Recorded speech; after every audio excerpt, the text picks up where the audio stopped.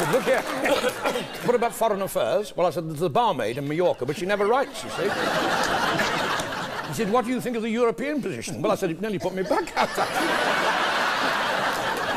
But we're going to have to, you know, that's what we're going to have to address ourselves to, ladies and gentlemen. Yes, Europe. I mean, look, Sweden, the Swedes, they can't even switch their side lights off.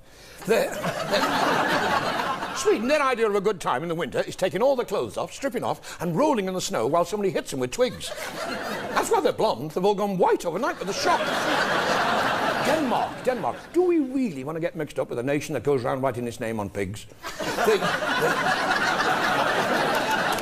The Dutch, Holland, the Dutch, they're nice meat pies, but the Dutch, they're like Germans in clogs.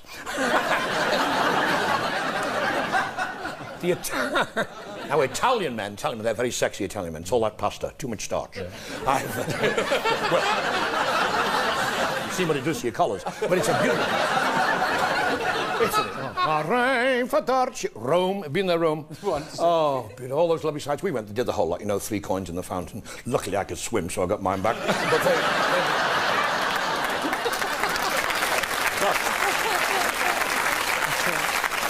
the place you really want to go is Vatican Square. The Vatican Square, there must be all those lovely domed buildings, lovely marble columns, and people, hundreds go there, thousands go there just to stand. Well, the day I was there must have been about 200,000 devout people all standing there waiting, and this little balcony way up there, the cardinal comes out with his red hat on, and he talks to me in Latin. He said, "Oh, you're diddling!" And they all... Diddling? In Latin. And they all respond, "We're diddling, okay! Would anybody like to have a game of dominoes? Yes, we'd like to have a game of dominoes. Are you knocking? No. I've got any news for you. So spit it out. Is it his nibs? He's not too clever. His nibs, you got to have a new art. His nibs, you got to have a new art. Now, he said, I know every one of you devout people, you all want to give your art to his nibs. But he said, we're not to be fair for one person to have the great honour of giving his art to his nibs. So he said, tell you what I do. What do you do? He said, I drop the feather from the balcony, and the breeze he taketh the feather. And whoever the feather lands on, that one person will have the great honour of giving his art to his nibs. He said, I drop the feather now, and 200,000 people all start going.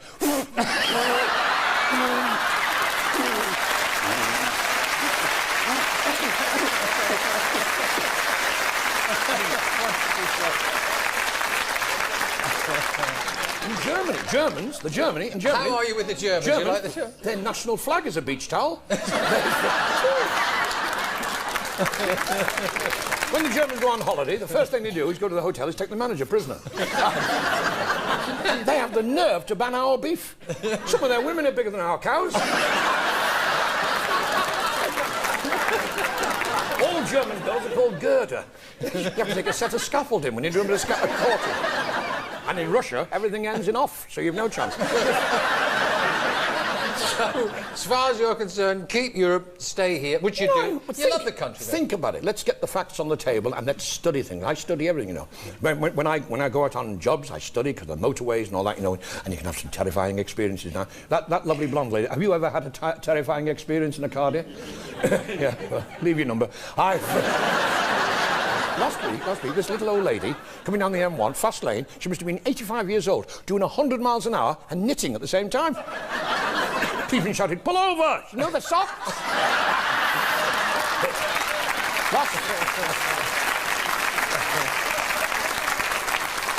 Lady last week borrowed her husband's brand new car, brand new B-registered car. Came back 2 hours later, she said, I've got good news and bad news. He said, what's the good news? She said, the airbag works. And you can have some... I had a terrifying experience last week. I was coming home late at night from a show, well, it was the early hours of the morning, so you know what time they finished. And I was going... Don't make it worse. I was going down this little twisty-turny country lane, and it was all dark, there was no moon, and the wind, and suddenly I was aware that I was being followed. Because you see it in your mirror, the lights, can't you? And I went left, he went right, and left, right, and I was frightened. I was really scared, because you read in the newspapers, don't you, about these flying saucers. You know, the X-Files. See, these UFOs come down to Earth and abduct young, virile men and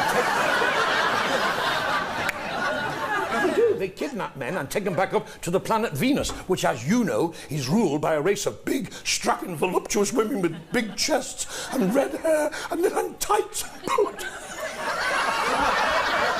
And they get you, and they have their way with you over the weekend and then return you back to Earth on a Monday morning in time for work. So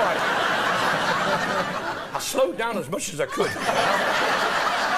I thought probably they want to breed from me. But I was still aware that this car was funny because I could see its lights in my mirror, and it had lights on this car, and it said Echelop.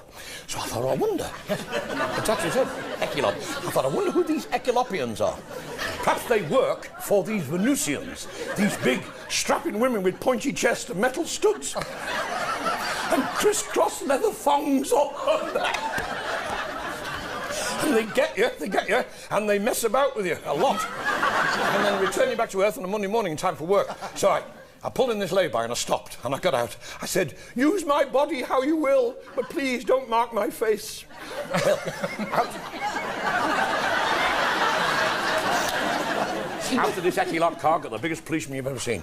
A huge, hairy-armed drozzer he was. Big copper, and he had like sort of an orange donkey jacket. It didn't suit him. And he had this, like a policeman's flat hat with a draft board on, and a peak crushed right down over his nose where he'd been sneaking under chip shop counters looking for free fish. And he came over to the car, and he stuck his head through the car window, and he wasn't wound down, so he didn't like that. And he said, driving licence, insurance company, which insurance company are you with? I said, well, I used to be with Scottish Widows, but she got married again. He said, I can smell your breath. I said, oh, you should talk. Oh. It's worse than our dogs, and he drinks out of the toilet. He got this little black book out. He said, why were you driving so erratically? I said, UFO. He said, I'm writing all this down. He said, have you ever been up before the magistrates before? I said, well, what time did you get up, please? They get very sarcastic, policeman. Yeah. He said, I see you shaved your moustache off. Where were you rushing off to, Mr. Mansell? Now then, Ken, the Diddy men, I mean, are they happy? And little Dickie Mint's become a star. The Diddy men, they've just been on short time for a while, but they've been on holiday to Littlehampton, and now they're back again. And Dickie Mint's a star in his own right. I'd love to see him here one day. You'd like to see Dickie Mint? Yeah. Would you like? Yeah. He's here. He's waiting outside. Go on. Go get him. I've got Dickie Mint. I'll go and get him.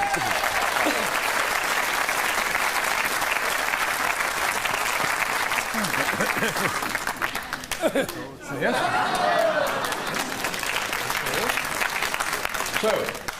So you've arrived? Yes. Pardon? Yes. Well, squeak up. You've got here? Yes. And you've walked all the way? Yes. Must be very tired? Yes. But you're glad to be here? Yes. It's for the kids.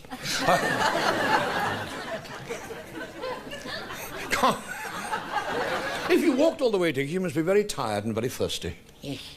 Would you like a big bottle of brown beer? Watch my lips. A big bottle of brown beer and some brown bread and butter, or a shandy? A shandy. Good, good. Very pleased to hear you say that. Are you... Are you going to do the alphabet backwards? What? The alphabet, you know, 26 letters. I shall make it very different from myself. Are you going to do the alphabet backwards? No. Good, good. Well, that's it then. Don't need to bother with that. I'd like to hear you say Peter Piper picked a peck of pickled pepper. A peck of pickled pepper Peter Piper picked. So would I. You probably want to say red leather, yellow leather, red leather, yellow leather, red leather, yellow leather. No. If he doesn't want to do it, he doesn't want to do it. Around the rugged rocks, the ragged rascal ran. Really? She sells seashells on the seashore. The shells she sells are seashells for sure. Oh. Sarah, Sarah, sitting in the shoe shine shop. Steady.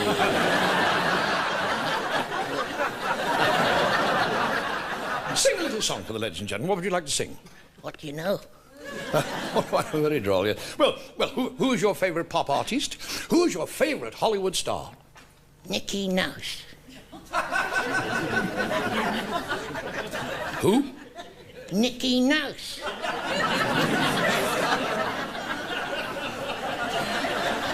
Who the hell's Nicky Mouse? He's married to Ninny Mouse. And what did she do? She sells seashells on the seashore. Oh, shut up, will you?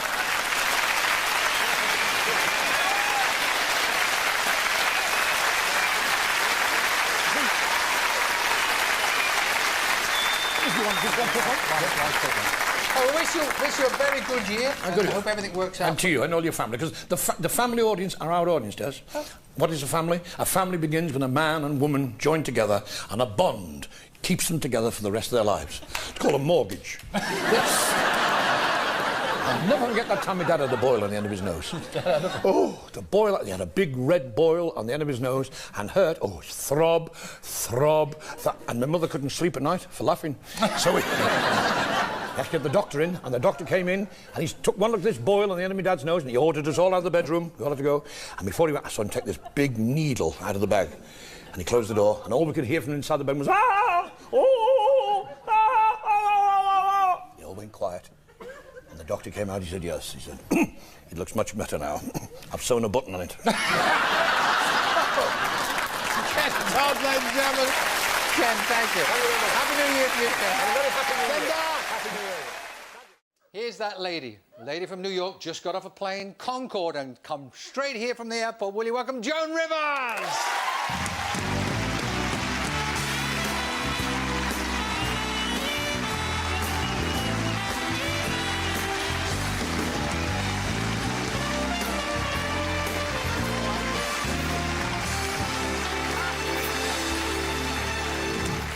See those boots again. Put it. Great. Oh, they're wild, aren't they? Yeah. They're wild. Look at the heels. You just put them on and you get vertigo. I can't tell you. Cher lent me these. You probably noticed them on her, yeah? Because her feet are always up in the air, so you would Now you have literally got off Concorde, grabbed your car, come here. Let me take these off because they're rattling. We can always rely on you. I mean, when I was in New York, you marked my card, told me what was going on in the town. We can always rely on you to find out what the new craze is in America. What's going on? Cloning. What? Cloning? Cloning, where they can make other people. Cloning. This is not happening, though. Well, let's hope it's not happening, for God's sake. They tried it with Gillian Anderson. They took Gillian Anderson and Attila the Hun, and they combined them, and they got Gillian Anderson. And it's just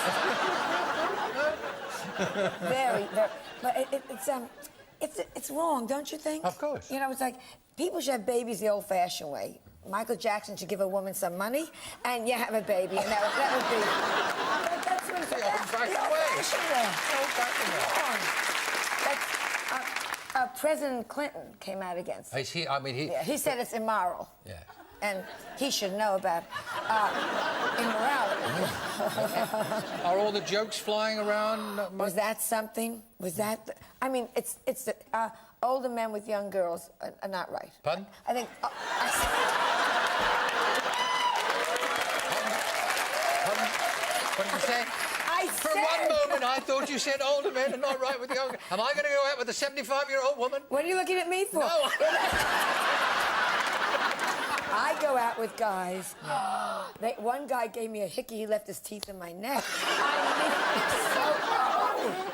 A friend of mine married a guy. He didn't tell her he was hard of hearing. She put her tongue in his ear. She was electrocuted.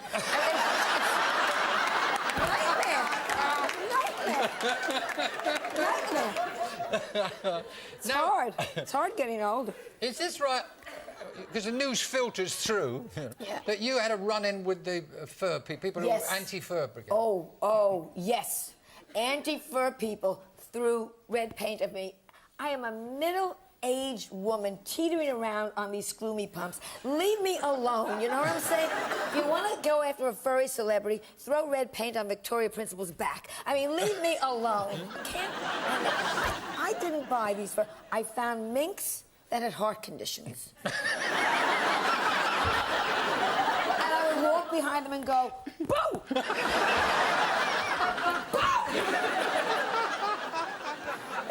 They died natural deaths. Yes, of course. Natural death. I don't think they were minks. No. Every time I put them on, I want to run around inside a wheel. I think that, God knows what they are. So they weren't minks? I think they were, God knows. Who knows? Gerbils.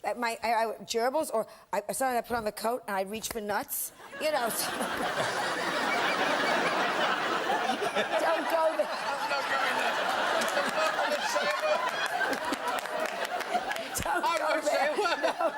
We're back to President Clinton. Tell me, That's politicians have been known to screw the country before, but never one at a time, have they?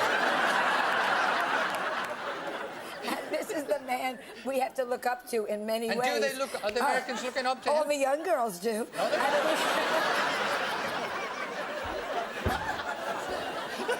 You know, everything you say about him comes out double meaning. Yes, and it's just, yes. and it's a shame. One subject you're always good on and guaranteed you got some fun with is family. You've always sort of had fun with family. Yeah. Well, I have my daughter, and How is Melissa? oh, she's great. She's getting married. Yeah, Is she? Yeah. Are you looking forward to being grandma then? Oh, please God. Yeah? Yeah, I can't wait. Cannot wait. It'd be great. And she was my last egg, and I'm so lucky that she turned out well. You know. She could have been the doctor said one shot, last egg, out she came. And I was worried because I carried low, you know. Did you? The whole 9 months her feet were sticking out. And it was just... It was great. Was it an easy birth? Halfway there for the sound of it. Well, going up and down stairs, I didn't have to do any work.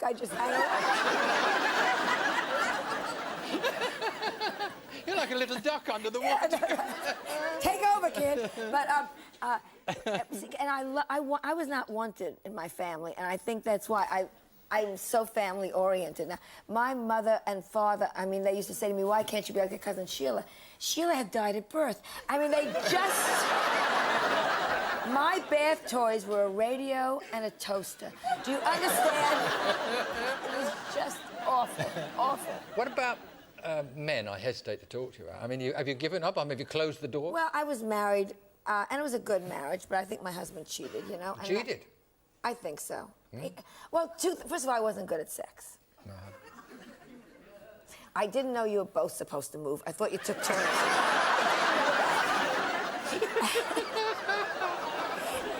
You know, my wedding night, I had never seen a naked man before. No? I swear to you. Oh, take your whip. Came out of the bathroom, I hung my blouse on him.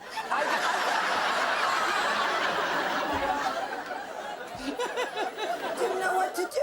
Had you been taught about the birds and the bees? My mother said to me, man gets on top, woman gets on the bottom. That's all she ever told me. My wedding night. Joan, by the way, I'm going out in the car. By the way, man gets on top, woman gets on the bottom. I bought bunk beds. I didn't know it, and I wasn't good at bed. I one time said to him, "Why don't you call out my name?" Because you start to see movies, and you start to say, "Something's wrong here, God, because this isn't what's happening in my bedroom." And I said to him, "Why don't you call out my name when we're making love?" And he said, "I don't want to wake you up." I mean, he was a very good...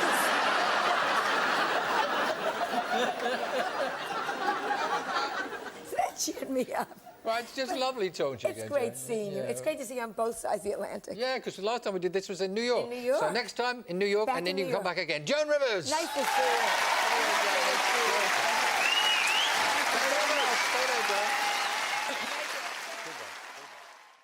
My next guest is a comedy writer, a cartoonist, a game show host, a chat show host, a top cabaret performer, and someone whose introduction on this show alone could make the show run late. So I'd better just say welcome, Bob Monkhouse.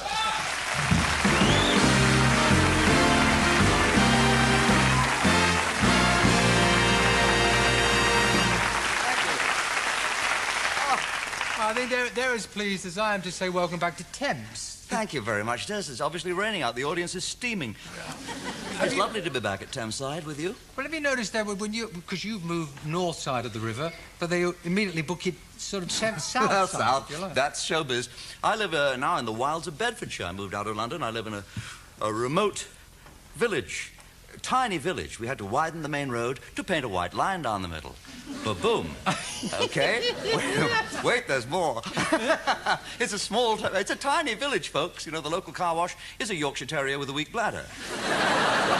No? Okay, here's the third one. Rule of 3, right? Yeah. Okay. It's really sleepy. Our local call girl finally retired after 25 years. Still a virgin. That's usually the cincher. Listen, I get the feeling that Bob's on his routine kick. Now, we all know you can do that. I know that you can do the joke routines. You know, this is your forte out there in the cabaret firing off the one-liners. Well, that's what I thought you would like, Des. Well, yeah, but what about... Now, I'm going to tread on you there for a second, Bob. Be quick, I only have 6 months to live. I tried that with Anita Dobbs and still couldn't pull it. You know, my doctor is really cheap. He shares his office with a travel agent, and they've given me 6 months to live, 3 here and 3 in Mallorca. Sorry, miss. I was going to try to get to know. I get the feeling I'm not going to win through this. I wanted to try and find a little bit about Bob the man, not Bob the jokester so much. Heaven forbid. Well, look, now, I know you're not going to want this, but last week, or the week before, you were one of 10 men who were Man of the Year. You don't want me to talk about that? Not really. I mean, it was a great honour, and I appreciate it. You know, working for charity is its own reward anyway. But it's nice to have some recognition. It's very agreeable, and I loved the luncheon. It was terrific. I'm working now I'm trying to raise funds for Paranoids Anonymous. You know about this? Paranoids Anonymous, they hold their meetings every Thursday, but they won't tell me where they are. Sorry. Look, I tried to talk about all the things that you've done there at the beginning in the introduction, but I guess... Oh, boy, lipstick. Yes, this if you look, there's a fresh one. Unless you want... yours, obviously. Well, this is mine, and good luck to you. How many game shows over the years have you been involved with, Bob? Oh, about, actually, 17. 17 different series. But the first one was Family Fortunes, and that ran for what? No. First, Family Fortunes we did for 4 years. That was the last one I did for ITV. I used to get such stick. You know, I go up and down the country and people would say, where'd you get them bloody families from? Because I didn't choose... Some funny ones. They weren't that funny. And the difficulty with Family Fortunes was you had to find families with 5 intelligent members. How many families do you know? 5. You're lucky if you get 3. 4 is absolute maximum. A bright mum, a clever dad, a smart daughter, a son who can vaguely remember his own name from day to day. So they used to always bring along the one they didn't really want, you know, Uncle Ernie. Don't take Uncle Ernie. You've got to take Uncle Ernie. I've seen more Uncle Ernies walking into the studio. And they stick him down the end of the line, you know, hoping I'd never get to him. And you'd get to him, you see the other 4 cringing. Hello, Uncle Ernie. Name the capital of France. F. Oh, my God. Good answer, let's see if it's up there. I spent 4 years of my life saying, good answer, let's see if it's up there. But what I wanted to do was cop this. They never let me do it. We had, you know, talking of Family Fortunes, we had, and I don't mean, this lady could have been Scots, she could have been English, she could have been Welsh. She happened to be an Irish lady. And no, I'm not making any ethnic or racial slur here, because you have Irish antecedents, Desmond. I have the greatest respect for the Irish. I don't like these cheap shots, and the family name, would you believe, was Thick, T-H-I-C-K-E. And I took that out. I said, please, have you got another name you can use? The son-in-law was called something else, Wilson or something. They were called the Wilson family. I didn't want to go for an easy one. But this lady, you looked in her eyes, you knew nobody was driving. Nothing you could do. Now, I swear to God, this is true. We used to survey 100 people with this question, so I come to this lady, I say, we asked 100 people, name something pink. And she said, is it my cardigan?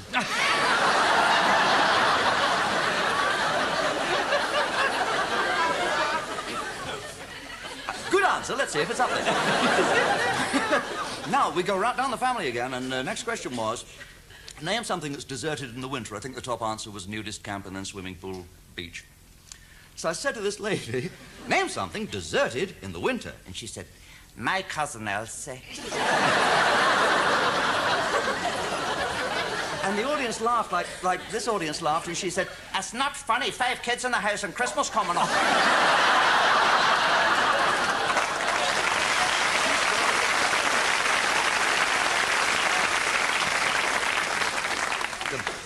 The most fun was with the live shows, because, as you know, live shows can be very adventurous, Des. Yeah, I do. I'm aware of these things. Golden Shot for you must have been a bit hectic at times, wasn't it? That was incredible. That never went right. That was... that was Adventureland every Sunday, because we had so many practicals, you know, props that could go around, targets, and the weapons, we had a guy... A priest. When we first went up to Birmingham in 1967, 68, we had a local priest who was a campaigner. He was a nutter. And this man hadn't got both oars in the water either. Due respect, he's left the church now, I happen to know. But he was objecting to us having these machines of Satan on a Sunday afternoon, you see. The crossbows of the Golden Shot. So the producer, Dickie Lehman, invited him to come and sit in the front row so he could see the whole thing was harmless. My luck, this particular Sunday, we had the Scots contestant show up she had a patch over this eye. She qualified the previous week on the phone. You remember you had to watch a live show, you had to see the target at home, and you were on the phone, you said, right a bit, stop, fire. You exploded an apple. Okay. Now, she's got a patch over it. So I said, is your left eye okay? And she said, oh, it should be. It's nice and safe in my handbag. Glass eye. The woman had glass eye, and she's going to go to the freestanding crossbow, which is the only slightly dangerous one. And then she said, don't worry, sir. I can see as well as most people. People. She did a Jack Douglas. So she's got one eye and a twitch. I've got the priest in the front row. We went on the air. This is the truth. We went on the air, and the priest started to pray. He's in the front row, and he's praying noisily, loudly, audibly. He's praying in Latin. Now we go, I'm shouting out, hello, everybody, as loud as I can, and the apples are exploding with the priest. We can all hear the priest. And I know in the wings is this twitchy, one-eyed twitcher with the itchy trigger finger. We got her up, got her through the interview. She didn't twitch. I thought, I'm in luck.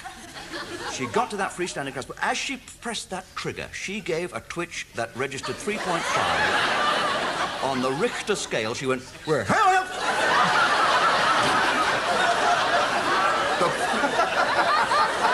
The bolt went, the steel bolt went whizzing up. It hit a lamp. It bounced off the soundproof booth. It spun into the audience. Guess who it hit?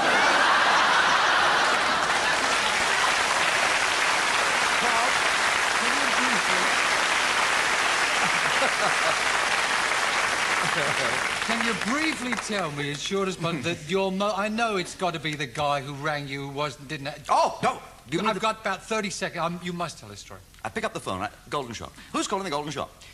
Fill in the air. You've got 30 seconds to hit your apple.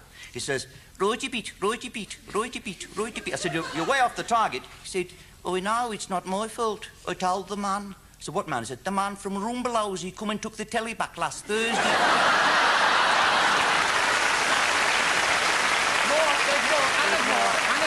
There's more. I said, you mean you're sitting in your house without a television set? He said, I'm not a fool, Bob. Give me credit for some sense, Bob. I'm in a phone box.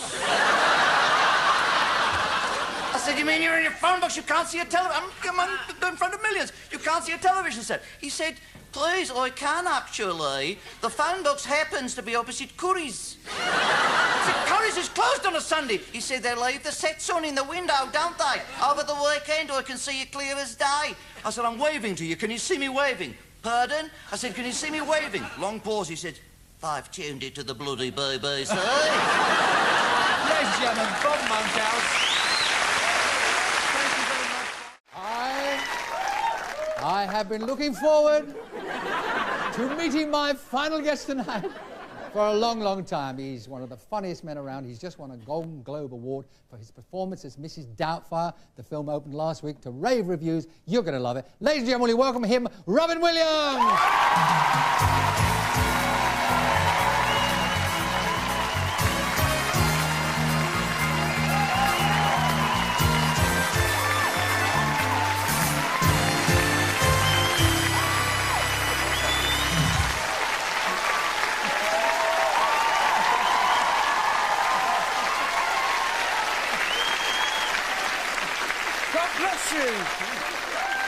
It takes me a while, but it can be trained. What a wonderful use of the language.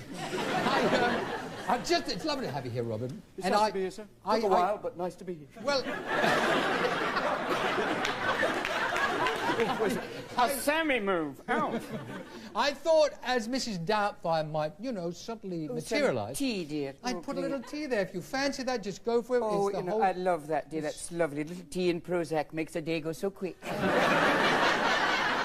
And some sugar. Oh, Betty Ford speedball. Great, okay. You going to be mum? Oh, let me be mum. And you dress up. Look at these pants. It's so much easier to do the cuffs. Just a little bit. Shall we? Do you like it hot? Yes. I bet you do. Oh, I do. And do you have a tea ball? No, but the milk goes in first. Does it? Yes, Mrs. I'm American. What do you want from me? Well, we won't bother with this. I have a little bourbon, you have a little water, the tea's to everyone. A little bourbon and water. All of a sudden we went from Mrs. Doubtfire to Mrs. Doubt Fizz. All right, baby, a little cocktail. Cheers. Here's to you, sweetheart. Here's to the movie. Here's to making English a second language. Okay, there you go.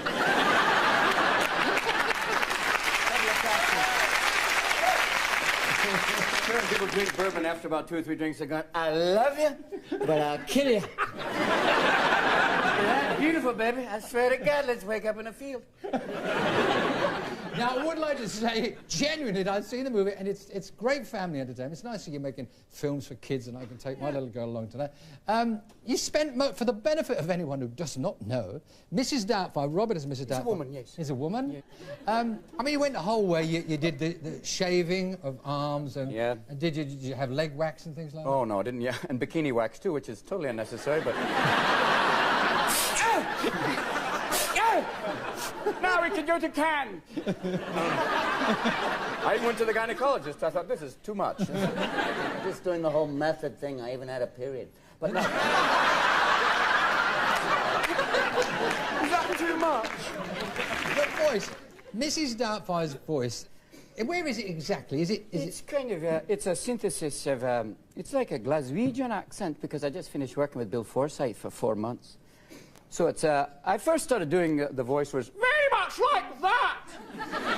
It's like Julia Childs, and I realized that would scare even a hyperactive child. So I had to kind of tune it down, and I got more like Margaret Thatcher on steroids, and it went down. And then I slowly but surely kind of took a little bit of Bill Forsyth and a little bit of this costume designer who's this wonderful sweet lady named Merritt, and combined them and got this gentle, gentle voice of Mrs. Doubtfire who can still say, "Get away!" It was gentle. Oh, she's nourishing. She could breastfeed an entire football team. Are they here? All right, Mum, go in the team. There you go, Tommy. Now score. You're a strike. Now go for it. You have never, obviously, in your entire life, had any problems with voices. I mean, even in the movie, there's a lot... I hear them, yeah. You hear them? I'm almost done. I know.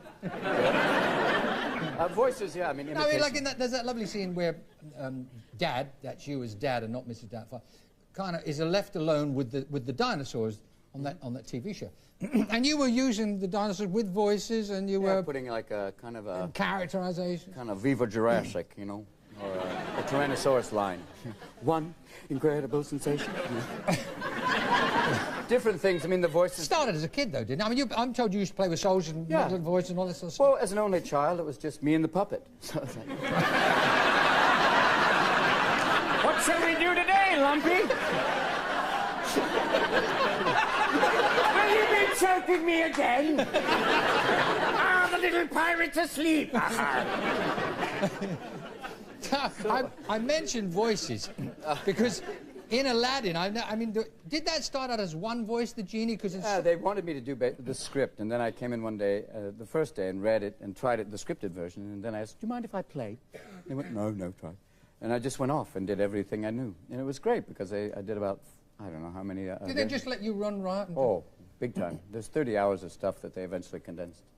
But it was fun because it was like any voice, you know. We could do anybody Des because we're here, and damn it, look at you wearing every color. It's the end of the viewing day. Do it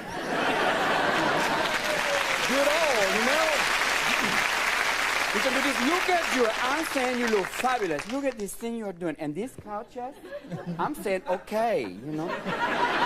And look at this set. You could land a plane on here.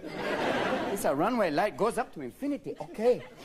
But voices, they come because you can change, you know. You can change your voices, just anything. Judy and I are so happy to be here, we could drop a log. That whole thing, you know. There's all sorts of voices, and it's all, you know, you do voices. Here in London, there's so many to hear, it's great, really. It's wonderful. You know that? Yeah, I know. Hello, Mark. Get over here, Mark. So, you ever do Mindy? No, stop it. In the movie, Mrs. Doubtfire... I mean, do you have, like, political voices? Like, people ask, how do you do George Bush? Here's a quick thing. First of all, you take John Wayne and you tighten his ass, and you've got George Bush. It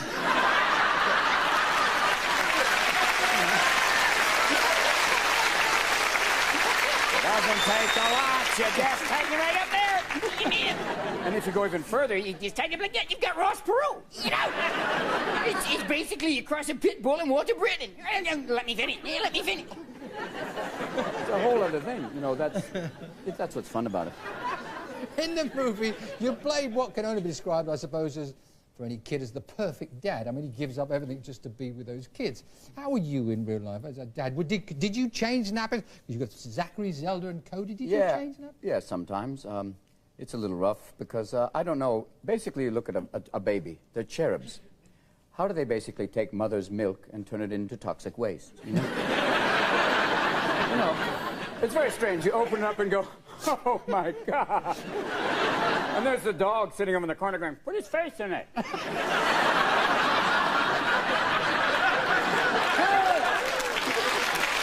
What's wrong with it? I think you did to me. I do once in a while. I'm not very good in the morning, but they're up at 4:30 like, hi. And I'm like, yeah, Daddy loves you. I woke up this morning, my son had a little pirate pistol going, I killed you. Playing the Menendez home game. It's like you get up and go, oh, Daddy really loves you. Daddy loves you. Okay, we're going to put in a little microwave waffles, but first, Daddy's going to just put Aladdin on for a brief moment. Oh, no, Daddy put Debbie Does Dallas. Not a good movie. Okay, everybody's going through puberty a little early. I'm not good in the morning, and they know that. Tell us about what's happening in America at the moment. Oh, God. I mean, the earthquake alone is... Were you in that? I live in San Francisco every day. You get little aftershocks. People get pretty blasé. There's like a 3.4, which is... And people go, oh, I'm fine. I'm just going to the... I'll be going to the kitchen. But these are... I mean, when it starts to get around 6.6, you know, they go geometrically up. It's like, at 6.6, it's like, ah! I know somebody's having sex going, I'm incredible!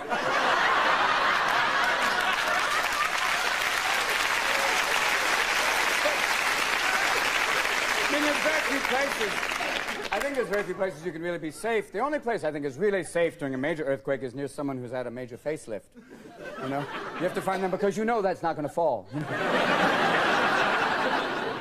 But it's a frightening thing because I think it's just God redecorating, you know? If there's any good side to things like earthquakes is that people suddenly drop all of the, you know, where's my fax machine? And simple things mean like water, air. And people start to take care of each other. I mean, that really happened. In San Francisco, the same thing happened. That crime goes down. I think crime in L.A. went down 80%. I think it's because they can't find their ammunition. But, honey, if you say my 38. But it starts that people start to forget about, you know, everything else, and you're forced back to the bottom line of taking care of each other. It happens. And then people start to realize, you're my neighbor. I've been hooked up to the cable for 4 years. There's people.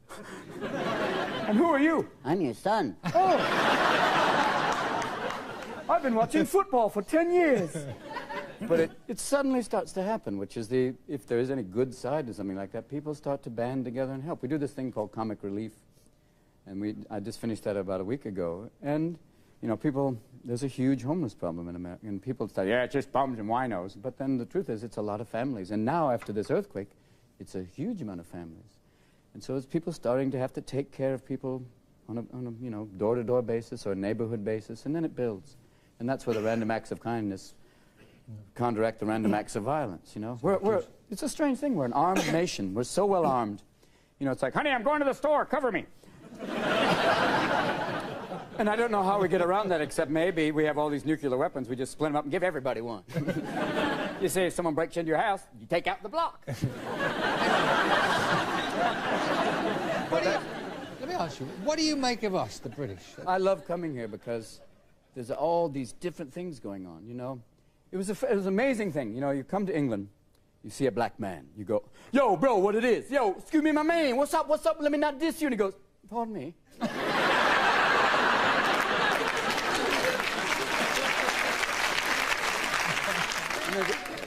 Oh, tell him not to go that way, man. You've been pushing the boundary too long. But it's, Come over here and make a movie over here. I did. I made a movie called Being Human. It was great. The English crews are like I think some of the best in the world because they're so amazing. I think everybody who's in English army says, you know what I'm going to do now? Make movies. It's right. Because you have, you know, first ADs who are like English officers. All right, Tom, we're going to be laying dolly track. And then we're going to get a 2-shot. Do you understand? Now, this is a river full of snakes. I'll go, sir. Thank you, Thomas. Will there be a... There was a boom shadow! Sorry. But it's like... And in the crews, we had like, when we did this movie, Being Human, the crew was part Scottish, you had people, you know, English, everything, which is great. And I love working here because you're so genteel about it. That's lunch, and please do be quick. Thank you. Oh, there's Too late, it's cold now. Too late, there it is. You got the Riddler coming up? Maybe. Batman? Yeah, if the script is good, I'll do that. Oh, that's not fixed. We heard that was It's not fixed. Oh. set. Oh, good. Thanks. Contracted. Yeah, not yet.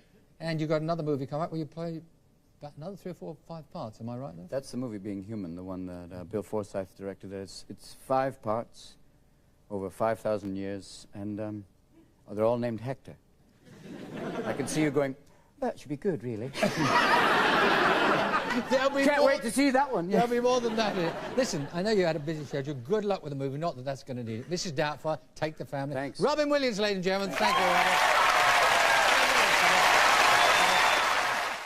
Now then, my next guest is a strong, dominant female. Definitely. In fact, they don't come any more stronger or dominant. Please welcome this lady. She's also very funny. I know you're going to enjoy Lily Savage.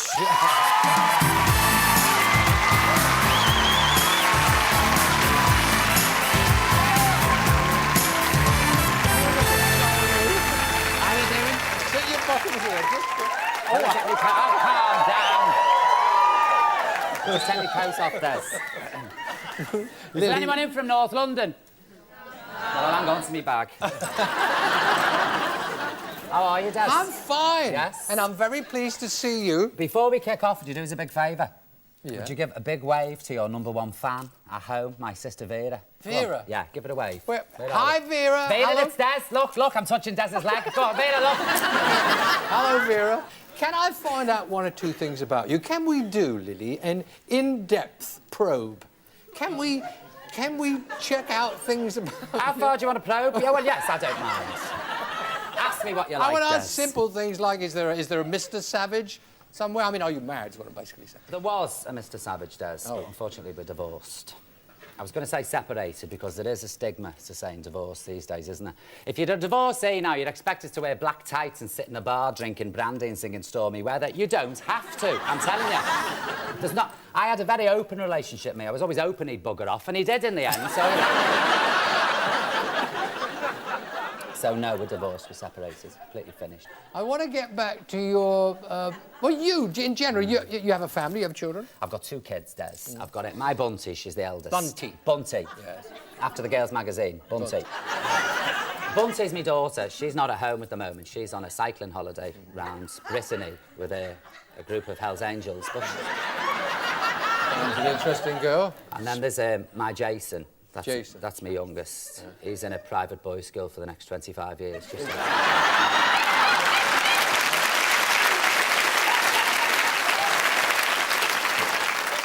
Have you taken care of them, do you think? You don't I've been an excellent mother. No, what?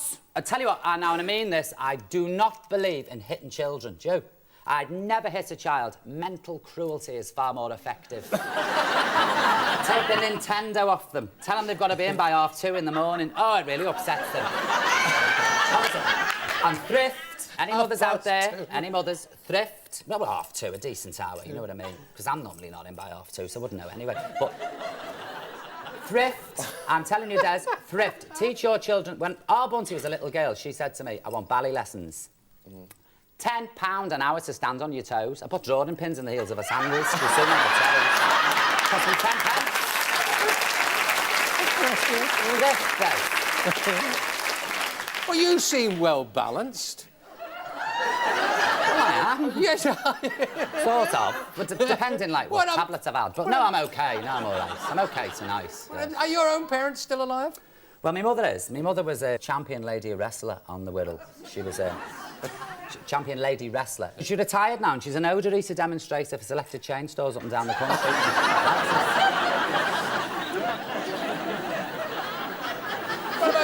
What about your dad? Do you recall your dad? I mean, do you know... Well, I never knew my dad and my mother never knew him either, really. Well, She knew him for about 10 minutes because, well, she said he was Irish because he said to her how much in an Irish accent. That much we do know. Yeah. Have you been to Ireland? Yeah, I love it. Dublin? Dublin, yes. I love it. I like the men, I like the food, I like the nightlife, I like the people, in particular the men. I like the men. I just have to have that whiff of Guinness on the back of my neck. Oh, the Angora on my cardi goes stiff. Oh, I love it. Love it. And I tell you what else is nice. Like, the hotels are nice. Yes. You know, like, you go to a hotel in England, like Suicide Lodge. You know, you go... And you go in there, and there's some owl misery behind the counter. She goes... And they don't have sweets on the table like some hotels. They have a bowl of Valium. You take one and you go... And they say, we have got Sky. You say, oh, really? And you get in there and there's 2 slates missing off the bedroom ceiling.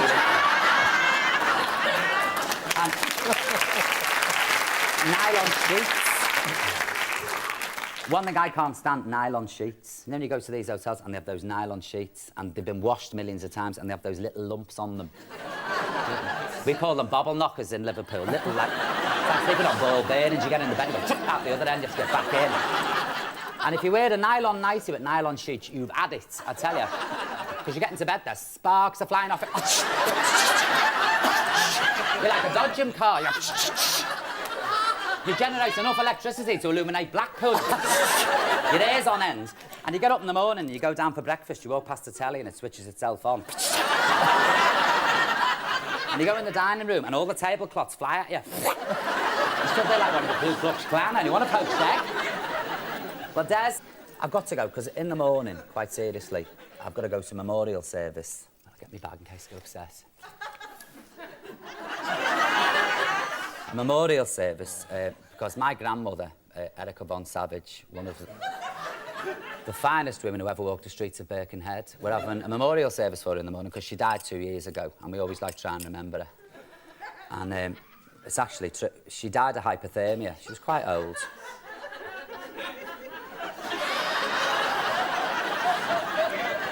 She died of hypothermia. That had nothing to do with the weather, like she'd been shoplifting in bee jams and she put 2 big frozen turkeys up a jumper and she had to wait half an hour for a bus. She was rigid by the time the 2B came. Rigid. Really savage. Nice to see you, Des. Lovely to see you. Savage. Really savage. Victoria Wood.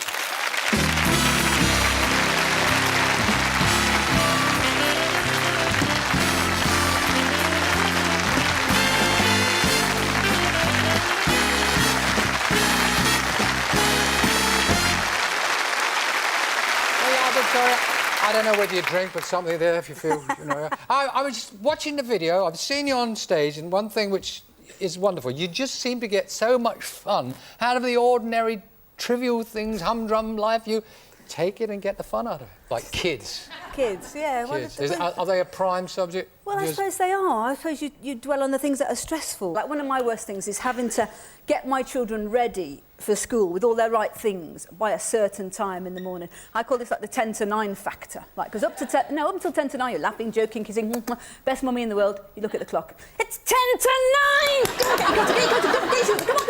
Oh, God, it's recorder group. Get your recorder. Come on, practice your recorder now. Get your coats on now. You put my coat on back to front, I can't move my arms. Never mind, you blow, I'll do the fingering prayer. And another thing nobody ever warns you about, the stress of having children, is you have to do their hair, right? You have to give them hairstyles. I mean, I had to fill in a form the other day and it said, what have you discovered about yourself since becoming a mother? And I had to put that I'm crap at plaits. This is terrible moment when your child looks up at you with a little trusting face and says, Mummy, I want a French plait. I'm going, are you sure? Anything else you'd rather have, like drugs? I'm reduced to taking her to the doctors and saying she's got a rash on her head. I can't see anything. No, do a French plait, you know. And nobody ever warned you of the stress of dealing with nits. See, you forget about knits. When you're a grown-up with no children, you forget about knits. So when you've got little babies, you never think about knits. You know, you never sit there flicking through the mother care catalogue. You never look at your partner all misty-eyed and say, oh, darling, one day we'll have head lice. But Once you've got them, you go knit mad. You're on the knit patrol. You're looking at the backs of people's necks in the post office.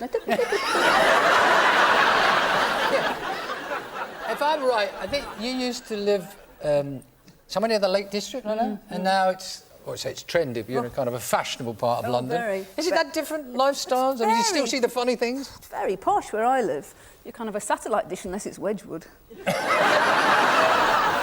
Even the people sleeping rough are on futons. It's terribly posh, and it's also, the worst thing is it's terribly polluted because this is from traffic pollution, and all the traffic really is these women driving their children to school in these enormous, great four-wheel drive Jeeps. Now, why they have to have four-wheel drive in London, I haven't really quite discovered, unless they're worried about encountering a low-sugar Ribena slick coming up Highgate Hill.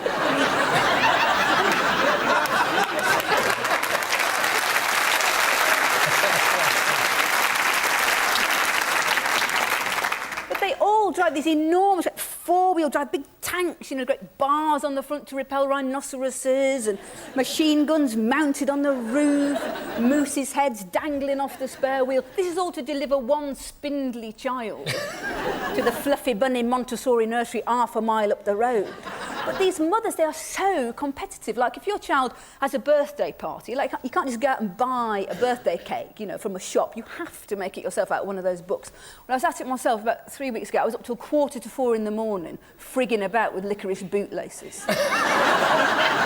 Trying to do Thomas the Tank Engine. You feel like phoning them up, the people who write these books. I felt like phoning her up, Jane Asher. Was this your idea? A shunting yard made of sponge fingers?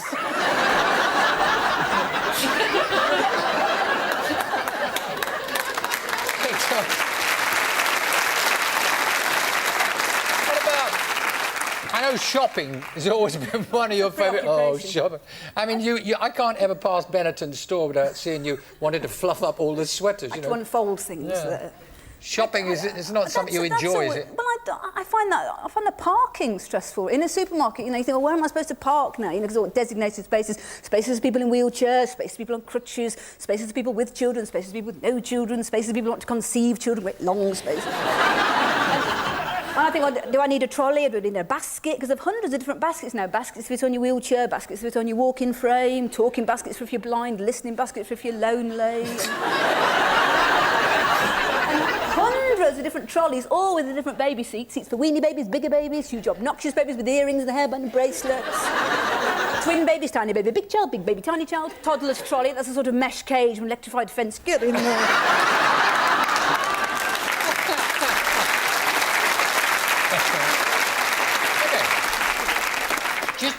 Just for a second, getting you off the domestic front, talking show business. I do go out. You do, don't you? You're really into it. But a wonderful source of material, obviously, for you. Let's talk about Shirley Bassey. Just for a second, I believe it's a mutual friend of hers. Well, she's not a friend of mine, but I'm a big fan of Shirley's, and I went to one of those things on the television, an audience with. I went to see Shirley. Well, she was fantastic, but the audience, I mean, they're supposed to have celebrities. They were ancient, honestly. The celebrities in the audience were ancient. They were handing out leaflets on hypothermia as we went. And I was the only person on my row without a toupee. They turned up the air conditioning, whoosh! I was like sitting in an egg carton, like this. And I was sitting near Julie Goodyear, you know Bet from Coronation Street. It's a very dramatic cleavage she has. You would queue up for that at Alton Towers. Wow!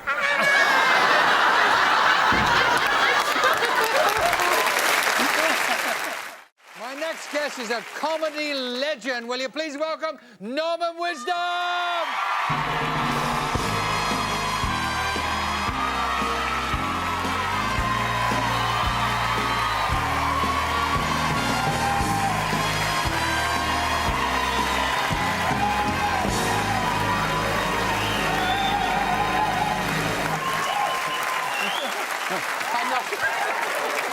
It's lovely to see you, Norman. Lovely to see you. Sit down, sit down. Wait, are you off? Is that it? You're here. Oh, sure, I never know where. Here? See you, Norman. Oh, there.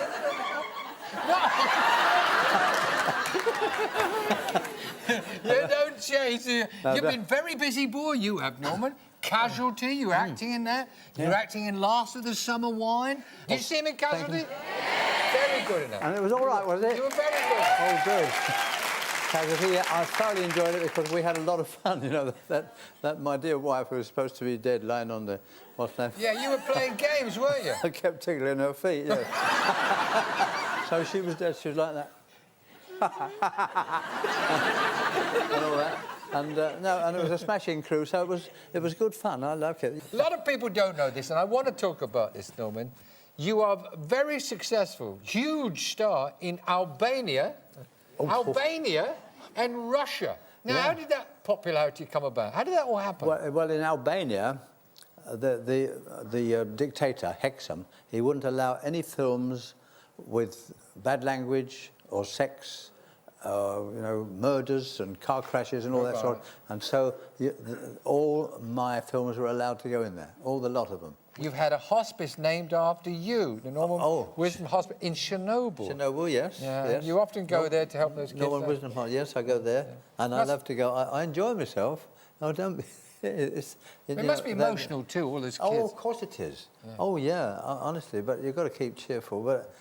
But I go there, you know, they normally fly out there and all that, but I go there on the convoy with all the medical equipment that's going out there, sitting in the lorry, and it's marvellous, right across Germany and Poland and all that. I thoroughly enjoy it.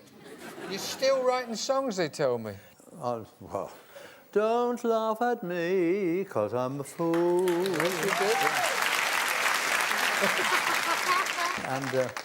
And I'll tell you now, it's no surprise, but I have written a Christmas song. You have not. I have. And I just need to have your permission to sing it, that's all. What do you think? We didn't know the band has now left the building. You'll have to do it without a band, is that right? I don't mind. Well, I'm not keen, but you'll have to demand that I sing it. Well, we want Norman! We want Norman! We want Norman!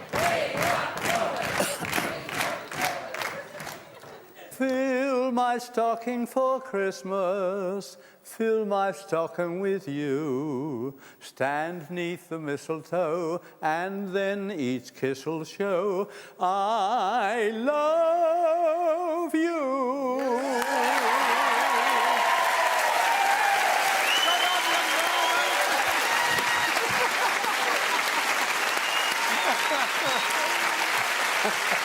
No. They tell me he wanted to tell a joke, and I said, well, you know what Norman trying to tell a joke is just, he can't ever tell a joke because he just starts laughing. Now, I know it's Christmas, and they said the spirit of Christmas, do you think you could tell one joke without laughing through? Look, I must confess that telling jokes has never been my favourite way of performing. Yeah. And the truth about that is that, well, I find it so much easier just to fall over. Yeah. Well, I dare you to stand on this spot here. Come here. Stand there, Norman. And there's a cap. Where are you gone? Oh. I thought you're a busy little thing. Where are you? Yeah. Keep still while I'm talking. Stand there. Now, you tell a joke, and there's a camera. Don't laugh, OK? No laugh. Well, no kidding me on them. I promise you, I won't say No, I won't. No, it's all right. I don't know whether I was walking down the street the other day, and I saw a man lying in the road with his ear to a manhole cover. So I went over to him, and I said, what are you doing down there, see? And he said, no, don't stop, no. I said, what are you doing down there, you see? And he said, he said,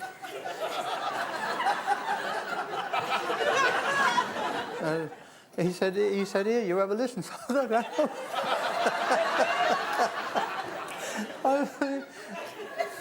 I got down and put my ear to the manhole cover, and I said,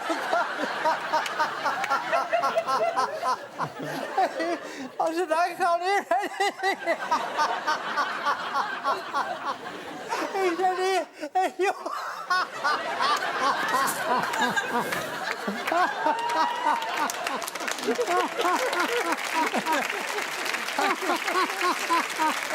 You're impossible, no. I didn't go.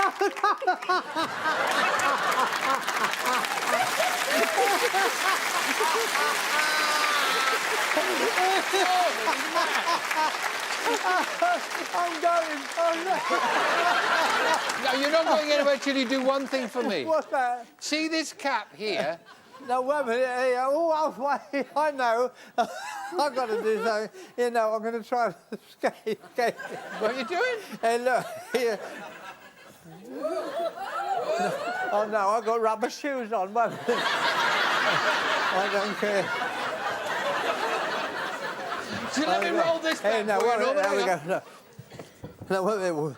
That's better. Oh.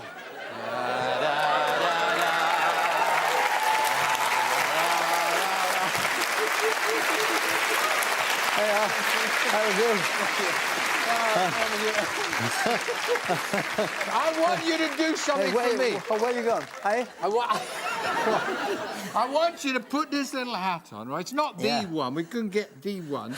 And I want you just once to say, Mr. Grimsdale. I just... You put it on then. How does it go? Which way does it go there? No, and there, and now you've got to turn the peak up. Like that? Is that right? It's not the same. That's nearly it, yeah. How's that? All right, then. Mr. Grimsdale!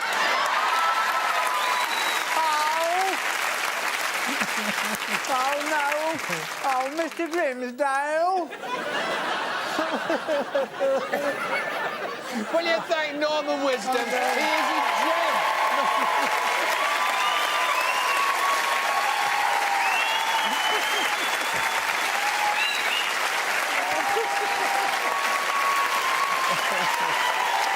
Norman Wisdom.